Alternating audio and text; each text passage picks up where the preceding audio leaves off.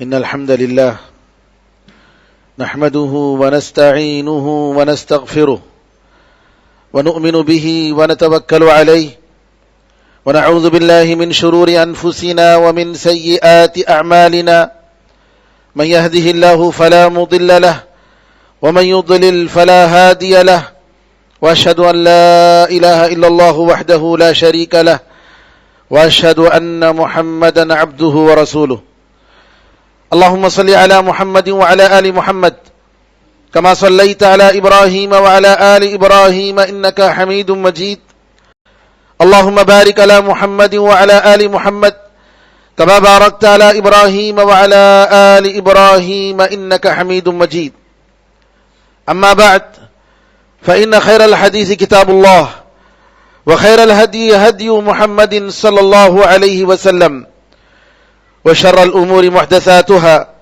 وكل محدثة بدعة وكل بدعة ضلالة وكل ضلالة في النار. تمام تعریفیں اللہ تعالیٰ کے لیے ہیں جو سارے جہاں کا خالق، مالک اور اس کا پروردگار ہے. رحمتیں اور سلامتی ہو احمد مجتبی محمد مصطفیٰ محمد ابن عبداللہ پر جو سارے جہاں والوں کے لیے رحمت بنا کر بھیجے گئے. برادران اسلام، دختران ملت، ایک مومن کو اس بات کی ہمیشہ فکر ہونی چاہیے کہ وہ اللہ تعالیٰ کے دین پر قائم رہے،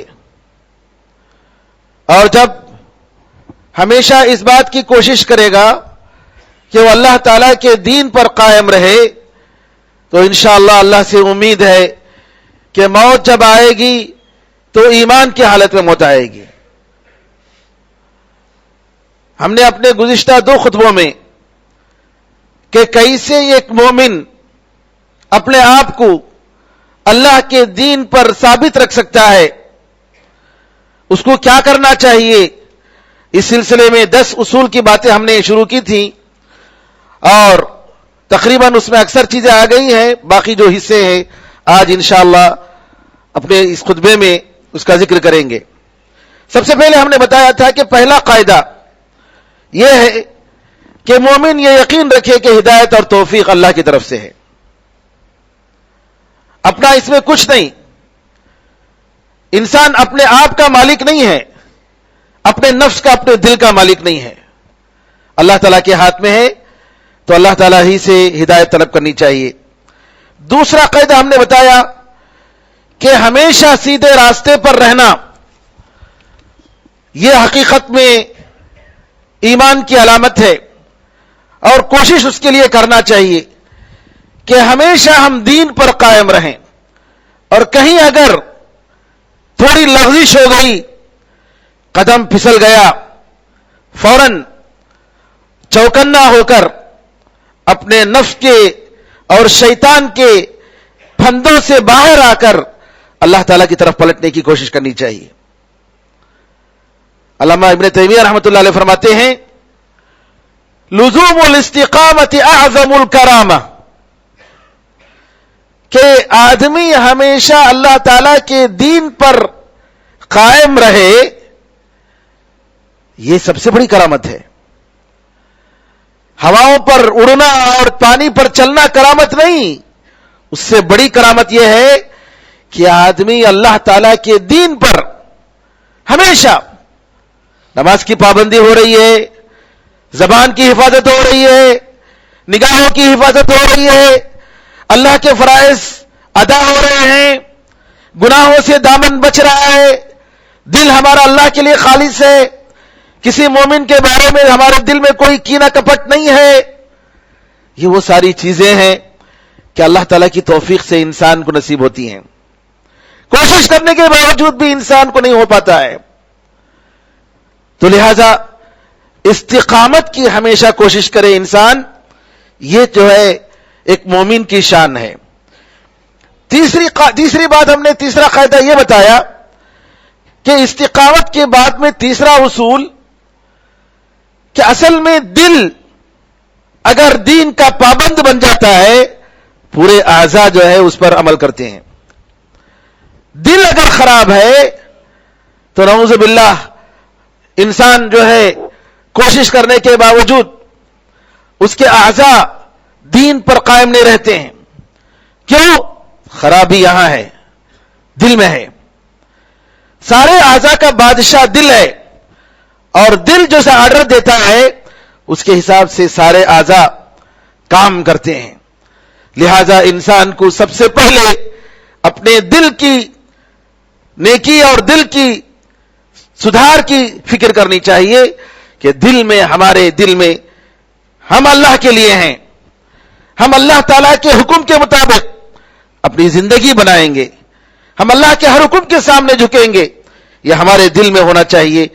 کسی بھی طریقے سے دل میں اسلام کی کسی چیز کے بارے میں شک اور شبہ، اس پر اعتراض، یا نعوذ باللہ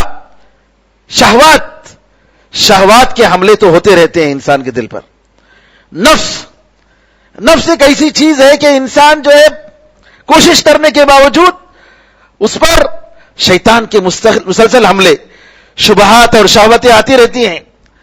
سعید بن مسیب رحمۃ اللہ علیہ کا فرماتے ہیں میری عمر 80 سال ہو چکی ہے. کون؟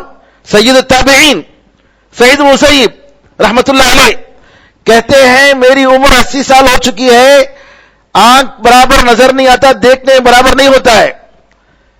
اس کے باوجود میرے لیے سب سے بڑا فتنہ ہے تو عورت کا فتنہ ہے. میں عورت کے فتنے سے ڈرتا ہوں. کون؟ سید التابعین. سالوں سال، 40 سال یا اس سے بڑھ کر جو ہے ان کی جو نماز کی جو جگہ تھی امام کے پیچھے پہلی صف میں چھٹی نہیں تھی. 5 وقتہ نماز، اور وہ بھی پہلی صف میں امام کے پیچھے ان کی جگہ تھی. اذان سے پہلے اکثر وقت ان کا مسجد میں گزرتا تھا. کون کہہ رہے ہیں؟ سعید بن مسیب رحمۃ اللہ علیہ. تو انسان کے نفس پر شہوتوں کا، شبہات کا، ڈاؤٹس کا یہ حملہ ہوتے رہتا ہے.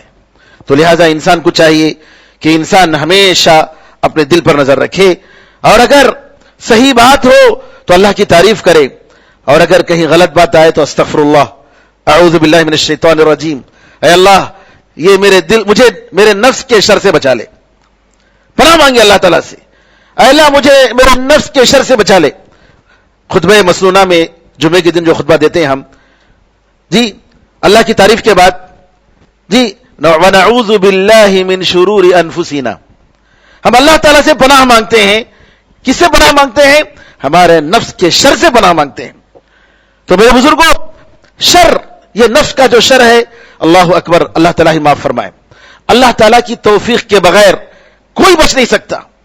کس لمحے میں کیا ہو جائے گارنٹی دے نہیں سکتا. تو لہذا دل پر ہمیشہ اس کی نظر ہونی چاہیے.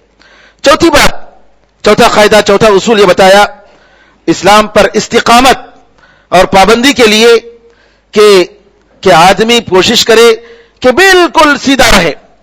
کوشش ہونی چاہیے. اور اگر یہ نہیں ہو سکتا ہے اور انسان سے یہ ناممکن ہے تو کیا کرنا چاہیے؟ اس کے قریب کے مرحلے میں پہنچنے کی کوشش کرے کہ کم از کم انسان سے ہمیشہ یہ کوشش ہو، مرتے دم تک کوشش ہو کہ کسی بھی طریقے سے وہ اللہ تعالیٰ کے دین پر وہ قائم رہے اور سیدھا رہے. 5واں اصول ہم نے یہ بتایا، استقامت اور دین پر پابندی کا مطلب صرف نماز یا زبان سے کہہ دینا نہیں بلکہ عمل بھی ہے. جی ہاں، عمل، قول، اور یہ ساری چیزیں شامل ہیں. نیتیں، دل میں نیتیں، ہمارا عمل اور ہماری زبان سی باتیں، ساری چیزیں جو ہیں استقامت اس میں ضروری ہے. 6 ہم نے قاعدہ بتایا کہ استقامت اگر ہوگی، الاستقامت لا تکون الا باللہ وللہ وعلی امر اللہ، کی استقامت ہو سکتی ہے تو کیسے؟ اللہ کے لیے ہونی چاہیے، اور اللہ تعالیٰ کی مدد ہی سے ہو سکتی ہے، کسی اور سے نہیں ہو سکتی، انسان کے اپنی ذاتی محنت سے نہیں ہو سکتی، اللہ کی مدد کے بغیر. تو لہذا انسان کو اللہ تعالیٰ کی مدد کا ہمیشہ محتاج سمجھنا چاہیے، اور اللہ تعالیٰ کی شریعت کے مطابق استقامت ہو سکتی ہے. آدمی اپنی طرف سے کوئی نت نئی چیزیں اگر بنا لیتا ہے تو استقامت نہیں ہو سکتی، اللہ کی قربت اس میں حاصل نہیں ہو سکتی. 7ویں چیز، 7واں اصول، آدمی جتنا بھی نیک عمل کرے، عبادت کی کوشش کرے, استقامت کی کوشش کرے, اپنے عمل پر اس کا بھروسہ نہ ہو, اللہ تعالیٰ پر بھروسہ ہو, اس کی رحمت پر بھروسہ ہو. نبی کریم صلی اللہ علیہ وسلم نے فرمایا, تم میں سے کوئی آدمی اپنے عمل کی وجہ سے جنت میں نہیں جا سکتا. صحابہ نے پوچھا, اللہ کے رسول آپ بھی نہیں جا سکتے؟ کہا کہ نہیں, میں بھی نہیں جا سکتا. الا ان یتغمدنی اللہ برحمتہ, اللہ ہے کہ اللہ تعالیٰ اپنی رحمت سے مجھے ڈھانک نہ لے, میں تب جنت میں جاؤں گا, ورنہ نہیں جاؤں گا. میرے عمل سے میں جنت میں جا نہیں سکتا. کون؟ رسول اللہ صلی اللہ علیہ وسلم فرماتے ہیں. تو میرے بزرگوں, انسان کو اپنے عمل پر خوش پسندیدگی کا اظہار, خود پسندی ہرگز نہیں ہونی چاہیے کہ میں الحمدللہ ٹھیک ہوں, میرا عمل ٹھیک ہے, میرا ایمان الحمدللہ ٹھیک ہے. نہیں, ہمیشہ یہی سوچنا چاہیے مجھ سے تقصیر ہو رہی ہے, مجھ سے جیسا ہونا چاہیے ویسا نہیں ہو رہا ہے. کب ہوں گا میں, کب اللہ تعالیٰ کی توفیق ملے گی؟ یہ احساس مومن میں ہمیشہ ہونا چاہیے. چاہے وہ زندگی بھر عبادت کرتا رہے, جی سال بھر نفل روزے رکھتا رہے, تہجد کی نمازیں پڑھتا رہے, پورا مال اللہ کے راستے میں لٹا دے, پھر بھی یہ نہیں کہہ سکتا ہے کہ میں نے اللہ تعالیٰ کا حق ادا کیا ہے, میں جو ہے ٹھیک ہوں. نہیں, بکر بن عبداللہ مزنی کہتے ہیں, ایک بہت بڑا محدث عالم گزرے ہیں, کہ میں عرفات کے میدان میں لوگوں کو دیکھتا ہوں تو مجھے ایسا لگتا ہے کہ اگر میں نہ ہوتا تو شاید اللہ تعالیٰ سب کو معاف کر دیتا. میری وجہ سے جو ہے میں اتنا گنہگار ہوں سارے لوگوں میں, جس کی وجہ سے شاید اللہ تعالیٰ لوگوں کو معاف نہ کرے. اپنے بارے میں یہ سوچ. ایوب السختیانی رحمت اللہ علیہ بہت بڑے محدث گزرے ہیں, کہتے ہیں اذا ذکر الصالحون کنت عنہم بمعزل, نیک لوگوں کا اگر ذکر ہو تو میرا شمار ان میں نہیں ہے, اس لسٹ میں, نیک لوگوں کی لسٹ میں میرا نام نہیں ہے. امام ثوری رحمت اللہ علیہ, جن کے بارے میں آتا ہے کہ آخرت کی یاد میں, قیامت کے دن حساب کی سوچ میں کبھی کبھی پیشاب کرتے تھے تو خون کا پیشاب کرتے تھے. سبحان اللہ, بڑے اتنے متقی اور پرہیزگار, جن کی عبادت کے بارے میں اور جن کے تقوی اور پرہیزگاری کے بارے میں اتنی باتیں آتی ہیں کہ اللہ اکبر. سکرات کا عالم تھا. امام ثوری رحمت اللہ علیہ کا, سفیان بن سعید ابن مسروق الثوری رحمت اللہ علیہ, 161 ہجری میں ان کا انتقال ہوتا ہے. ابو الاشعب رحمت بن سلمہ ان کے شاگرد آتے ہیں, کہتے ہیں اب آپ کو معلوم ہو رہا ہے کہ جس چیز سے ڈر رہے تھے وہ چیز الحمدللہ اللہ تعالیٰ نے آپ کو محفوظ کر دیا, آپ کو نجات مل گئی, دوزخ کا عذاب نہیں ہے جی, اور یہ کہ اللہ تعالیٰ کی رحمت آپ کو اب ملنے والی ہے. تو سفیان بن سعید الثوری کہتے ہیں کیا میرے جیسے آدمی کے بارے میں تم اس کی تمنا کرتے ہو؟ میرے جیسا آدمی کے بارے میں تمہارا یہ خیال ہے کہ اللہ تعالیٰ مجھے دوزخ سے بچا لے گا, عذاب سے بچا لے گا؟ تو ان کے شاگرد نے کہا اللہ کی قسم مجھے امید ہے تمہارے لیے کہ اللہ تعالیٰ تمہیں ضرور جو ہے عطا فرمائے گا. امام ثوری کہتے ہیں کہ اگر اللہ تعالیٰ مجھے جی دوزخ کے عذاب سے بچا لے تو کافی ہے, دوزخ کے عذاب سے اگر بچا لے تو یہ میرے لیے بہت بڑی بات ہے. جعفر بن زید کہتے ہیں کہ ہم ایک مرتبہ کابل افغانستان میں, کابل میں جہاد کے لیے گئے. سلط بن اشیم ایک بہت بڑے محدث گزرے ہیں, بڑے عالم گزرے ہیں, دوسری صدی ہجری کے. کہتے ہیں کہ لوگ جب سو گئے آرام کرنے کا وقت, تو سلط بن اشیم رحمت اللہ علیہ ایک جھاڑی میں اندر گھس گئے, وہاں جا کر وضو کیا, لوگوں سے چھپ کر نماز پڑھنے لگے. یہ جعفر بن زید کہتے ہیں کہ میں دیکھنا چاہتا تھا کہ یہ کیا کرتے ہیں, رات کیسی گزارتے ہیں. رات بھر عبادت کی, رات بھر عبادت کی, اور جب عبادت کر رہے تھے تو دیکھا اتنے میں ایک شیر آیا, اور شیر آ کر کھڑا ہو گیا, اور یہ ذرا بھی ان کی طرف اس کی طرف توجہ نہیں دے رہے ہیں, اور میں ڈر کر درخت پر چڑھ گیا تو دیکھا، میں نے سوچا کہ شاید اب شیر اب یا تب کھائے گا ان کو، یا کیا یہ سمجھ رہے ہیں کہ وہ بلی ہے ان کے سامنے، نماز میں مصروف ہیں. سلام پھیرا، سلام پھیرنے کے بعد دیکھا سامنے شیر کھڑا ہے. شیر سے کہا، شیر جاؤ تمہارا رزق کہیں اور تلاش کرو، جاؤ تمہارا رزق کسی اور جگہ تلاش کرو. جعفر بن زید جو دیکھ رہے تھے واقعہ کہہ رہے ہیں کہ میں نے دیکھا کہ شیر وہاں سے واپس ہوا اور اس کی زبردست گرج آواز، ایسی آواز کہ دل دہلانے والی آواز، واپس ہو گیا. پھر اس کے بعد یہ اپنی عبادت میں مصروف ہیں. صبح ہونے کے قریب تھا، کہتے ہیں کہ میں نے ان کی زبان سے اللہ کی تعریف کے ایسے کلمات سنے کبھی میں نے نہیں سنا. سب کرنے کے بعد کہتے ہیں، اللہم انی اسألک ان تجیرنی من النار ومثلی یصغر ان یجترئ علی ان یسألک الجنہ. اے اللہ، میں تجھ سے یہ دعا کرتا ہوں کہ دوزخ کے عذاب سے بچا لے، اور میرے جیسا آدمی، مجھ جیسے شخص میں اتنی ہمت نہیں کہ میں جنت تجھ سے طلب کروں، لیکن دوزخ کے عذاب سے تو بچا لے. سبحان اللہ. ذرا غور کریں میرے بھائیوں. علامہ ابن قیم رحمۃ اللہ علیہ فرماتے ہیں کہ آج کل لوگ اکثر ایسے ہیں کہ اللہ تعالیٰ کا جو حق ان کے اوپر ہے وہ تو بھول جاتے ہیں، لیکن اپنا حق اللہ تعالیٰ پر جتانے کے لیے آتے ہیں. یہ نہیں دیکھتے کہ اللہ کا حق ہمارے اوپر جو ہے اس حق کو ہم کتنا ادا کر رہے ہیں، ہم کتنی تقصیر کر رہے ہیں، اللہ تعالیٰ کے احکام کی ہم کتنا بھول رہے ہیں، وہ دیکھتے نہیں ہیں. دیکھتے کیا ہے کہ ہمارا حق اللہ پر کیا ہے، کیوں اللہ نے ہمیں ایسا رکھا ہے، کیوں یہ مصیبت آئی، کیوں یہ بیماری آئی، کیوں یہ پریشانی آئی. یہ سارے سوالات نعوذ باللہ اللہ کے بارے میں اٹھتے ہیں، جبکہ آدمی آج کا مسلمان یہ نہیں سوچتا ہے کہ اللہ تعالیٰ کا جو حق مجھ پر ہے میں اس کا کتنا ادا کر رہا ہوں. یونس بن عبید رحمۃ اللہ علیہ کہتے ہیں، نیکی کے 500 شعبے ہیں، 500 قسم کی نیکیاں ہیں. میں دیکھتا ہوں کہ ان نیکیوں میں سے ایک نیکی بھی میرے اندر نہیں ہے، ایک نیکی بھی میرے اندر نہیں ہے. اور اس سے بڑھ کر کیا ہے کہ عائشہ رضی اللہ تعالی عنہا، ان کے پاس ان کے ایک شاگرد آتے ہیں، ام المؤمنین، آ کر کہتے ہیں قرآن کریم کی آیت، ثم اورثنا الكتاب الذين اصطفينا من عبادنا فمنهم ظالم لنفسه ومنهم مقتصد ومنهم سابق بالخيرات باذن الله.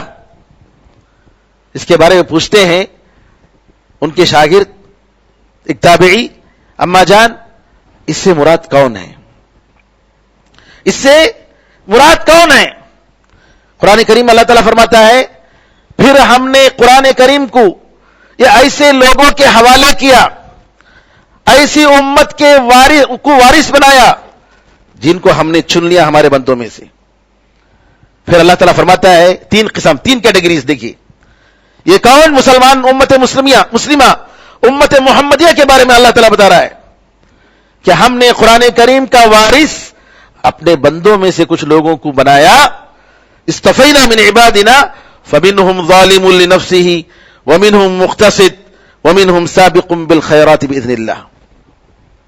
3 کیٹیگریز کہا اللہ نے، ان میں سے کچھ لوگ ہیں جو اپنے آپ پر ظلم کرنے والے ہیں.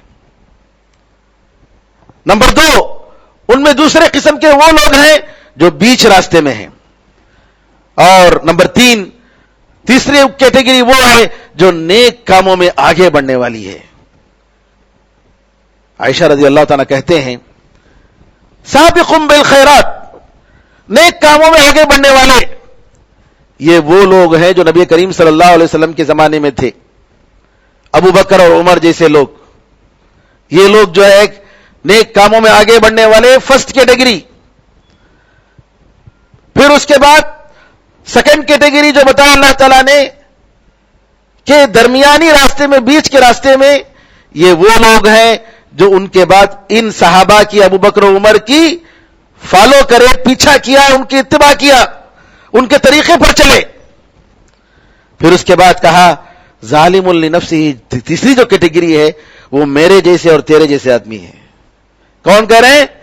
عائشہ رضی اللہ تعالی عنہا وارضاہا کہ ہم جیسے لوگ ہیں جو اپنے آپ پر ظلم کرنے والے، اور کہا کہ تینوں جنت میں جائیں گے، لیکن یہ تین کیٹیگریاں الگ الگ کیٹیگریاں ہیں۔ میرے بزرگوں، انسان کبھی بھی کسی بھی عمل کو اچھا عمل کرنے کے بعد جسے کہا جاتا ہے نیک عمل کرو اور دریا میں ڈالو، جی بالکل اسی طریقے سے یہ ایک امید رکھنا کہ میرا عمل، میں فلاں کام کر چکا ہوں، میں الحمدللہ 5 وقت کی نمازیں ہماری ہو رہی ہیں، اس کی وجہ سے جو ہے نہیں، اپنے عمل پر کوئی بھروسہ نہیں، کیونکہ ہمارے عمل کی قبولیت کی کوئی گارنٹی نہیں۔ ایک بنو اسرائیل کے بارے میں ایک قصہ آتا ہے کہ ایک عابد 60 سال اس نے اللہ کی عبادت کی ایک مقصد کے لیے، اس کے دل میں ایک ضرورت تھی، ایک حاجت تھی، اور اس حاجت کے لیے وہ مانگنے کے لیے 60 سال وہ اللہ تعالیٰ کی عبادت کیا۔ 60 سال عبادت کرنے کے بعد اس نے اپنے دل میں کہا تیرے اندر کوئی خیر نہیں ہے، تیرے اندر کوئی خیر نہیں ہے، 60 سال سے تو عبادت کر رہا ہے اس مقصد کو پانے کے لیے، اور اللہ تعالیٰ تیری بات قبول نہیں کر رہا ہے، اس کا مطلب یہ ہے کہ تیرے اندر کوئی خرابی ہے۔ کہتے ہیں کہ رات میں خواب میں اسے کہا گیا 60 سال کی جو عبادت ہے تمہاری، اس کے بدلے میں تم نے یہ جو سوچا ہے اپنے بارے میں، یہ سب سے زیادہ بھاری ہے، یہ سب سے زیادہ بھاری ہے کہ تم اللہ تعالیٰ کے تعلق سے تمہیں جو حق ادا کرنا چاہیے تھا وہ حق ادا نہیں ہوا۔ تو 7واں اصول یہ ہے کہ جتنا بھی ہم کریں اللہ تعالیٰ پر بھروسہ کریں۔ استقامت کا مطلب یہی ہے کہ آدمی بندہ اپنی بندگی کی، جی معمولی کہ بندگی میں جو کر رہا ہوں اللہ تعالیٰ کے لیے بالکل ہی معمولی ہے اور حق ادا نہیں ہو رہا ہے، یہ تصور کریں۔ 8واں قاعدہ یہ ہے کہ استقامت کا پھل جو ملے گا، رزلٹ جو ملے گا وہ یہ ہے کہ جتنا آپ دین پر پابند یہاں رہیں گے اتنا ہی آپ کا قدم پل صراط پر مضبوط رہے گا۔ جتنا آپ اللہ تعالیٰ کے دین پر یہاں اپنی زندگی کو بنائیں گے اتنا ہی پل صراط پر اللہ تعالیٰ آپ کو دوڑنے یا چلنے کا موقع دے گا۔ جتنا قدم یہاں ڈگمگائے دین کے تعلق سے، اللہ تعالیٰ کے دین اور اللہ تعالیٰ کی بندگی کی ادا کرنے میں قدم پھسل گئے، نعوذ باللہ ڈر ہے کہ اتنا ہی قدم پل صراط میں پھسلے گا۔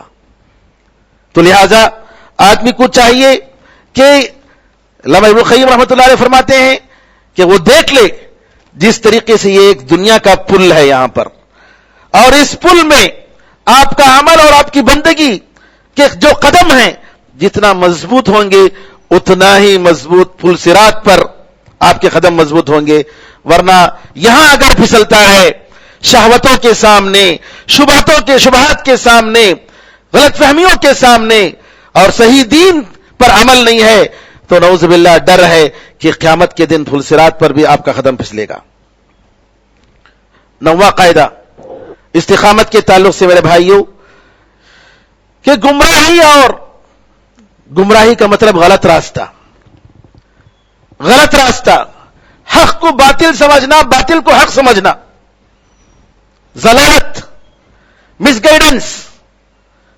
آج جو لوگ معصوموں کو جہاد کا نام لے کر مارتے ہیں یہ کیا ہے؟ مس گائیڈنس ہے، نعوذ باللہ دین کو غلط سمجھنا ہے۔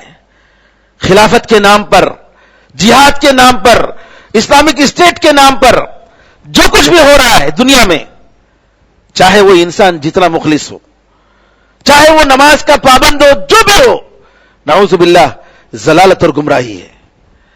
اور نبی کریم صلی اللہ علیہ وسلم نے فرمایا آسمان کے نیچے سب سے برے اگر کوئی مقتول ہیں، مارے جانے والے لوگ ہیں، یہ خوارج ہیں، یہ دوزخ کے کتے ہیں۔ نبی کریم صلی اللہ علیہ وسلم نے کہا کلاب النار۔ آج نعوذ باللہ ان غلط فہمیوں کی وجہ سے اسلام جو بدنام ہو رہا ہے، جی، اور یہ لوگ علماء کی گائیڈنس کے بغیر، علماء کی نگرانی کے بغیر جو کام کر رہے ہیں اور اس کو لوگوں کو جہاد کا نام دے رہے ہیں اور نوجوانوں کو لے جا کر جو سر کٹا رہے ہیں اور نعوذ باللہ ملکوں میں دنگا اور فساد مچا رہے ہیں، امن و امان جو ختم ہو چکا ہے، چاہے وہ کسی بھی جماعت سے اس کا تعلق ہو. میرے بزرگوں، اسلام یہی نہیں ہے. اور یہ مس گائیڈنس کی وجہ سے آپ قیامت کے دن اللہ تعالیٰ کے سامنے جواب دینے سے بچ نہیں سکتے. کیوں؟ عمر فاروق رضی اللہ عنہ نے فرمایا شریعت واضح ہو چکی ہے، شریعت بالکل کلیئر ہے، اور شریعت کے واضح ہونے کے بعد اگر کوئی شخص غلط راستے کو حق سمجھ رہا ہے، باطل کو حق سمجھ رہا ہے، اور حق کو باطل سمجھ رہا ہے، وہ اس کا ذمہ دار ہے. کیونکہ اللہ تعالیٰ نے شریعت میں، قرآن و حدیث میں صاف بتا دیا یہاں کوئی گمراہی کا سوال نہیں ہے. اگر آپ پھسل رہے ہیں، اگر آپ غلط راستوں میں جا رہے ہیں، اگر آپ غلط جماعتوں کے ساتھ اٹھنے بیٹھ رہے ہیں، یہ آپ کی ذمہ داری ہے، اسلام اس سے بری ہے. تو لہذا انسان کو چاہیے شہوتوں کی گمراہی اور شبہات کی گمراہی، ان گناہوں سے بچے اور اللہ تعالیٰ سے عافیت مانگے. اور آخر میں استقامت کے اصول کے لیے میرے بھائیوں ضروری ہے کہ ہم اسلام اور سلف صالحین کے راستے پر چلیں. نبی کریم صلی اللہ علیہ وسلم کے صحابہ جس دین پر قائم تھے وہی دین ہمیں نجات دے پائے گا.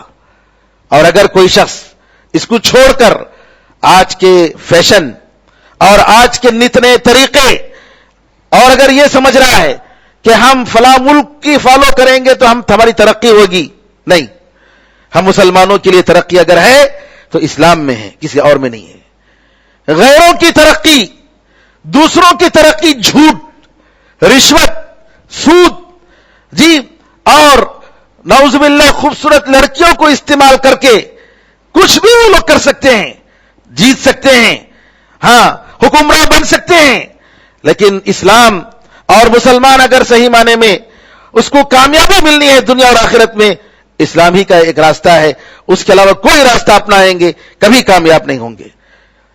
اس لیے عمر رضی اللہ عنہ نے فرمایا نحن قوم اعزنا اللہ بالاسلام وان طلبنا العزة بغیرہ اذلنا اللہ.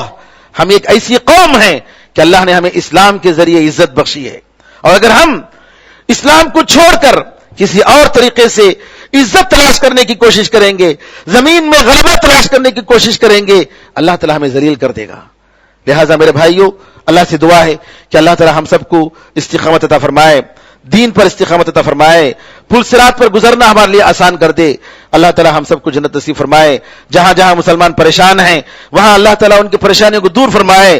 ملک میں اور عالم اسلامی میں اللہ تعالیٰ امن و امان قائم فرمائے. آمین ارحم الراحمین. بارک اللہ لنا ولکم فی القرآن العظیم ونفعنا وإیاکم بالآیات والذکر الحکیم. انہ تعالی جواد کریم ملک بالرؤوف رحیم رب حلیم.